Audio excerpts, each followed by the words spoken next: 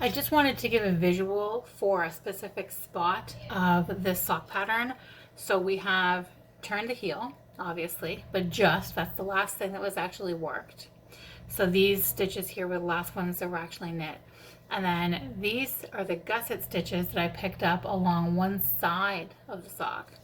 And now I've got the front stitches, the top of the foot stitches, that are just sitting here on a flexi. They were actually on this. Highly recommend using these for holding the front of your sock while you're turning the heel. But I moved them onto these flexis just for kind of ease of this video. Then you want to move all of these stitches here that were held by something, either this or some scrap yarn or whatever, onto your working needle, and then pick up the gusset stitches along this side so you're back to your working yarn over here. So it's incredibly simple. I'm sure most of you have done this a million times already, where you're just transferring your stitches over. Just make sure that you don't twist them and that you keep them uniform as you're moving them from one needle to another.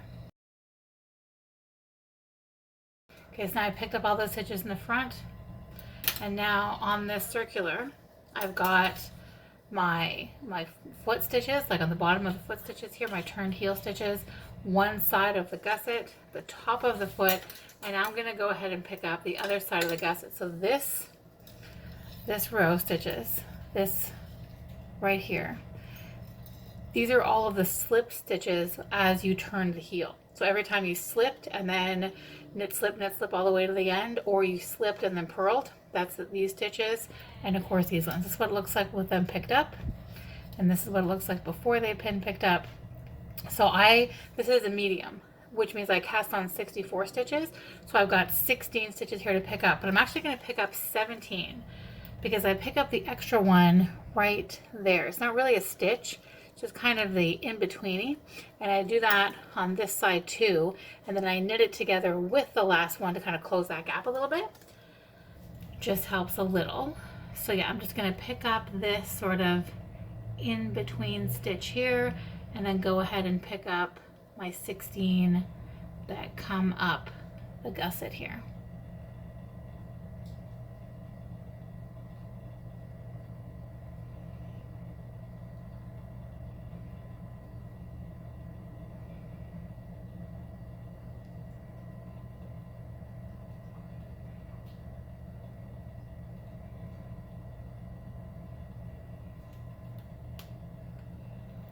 Okay.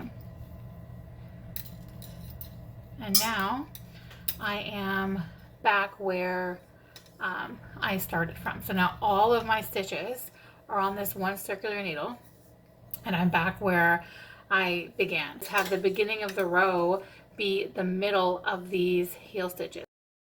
2, 4, so 2, 4, 6, 8, 10. So it would be 2, 4, 5. Right here would be the beginning of the row. The whole point now is to just decrease these gusset stitches on the side until this side has the same number of stitches as this side. So we started with 64.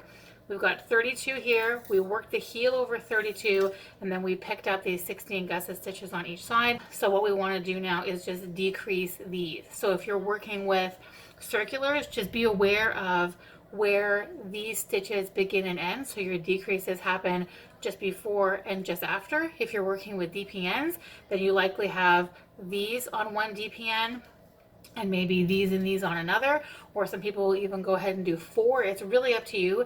The idea is just to be aware of where the foot begins, where these stitches that weren't worked before, where they are, so that your decreases happen right before this part and right after this part.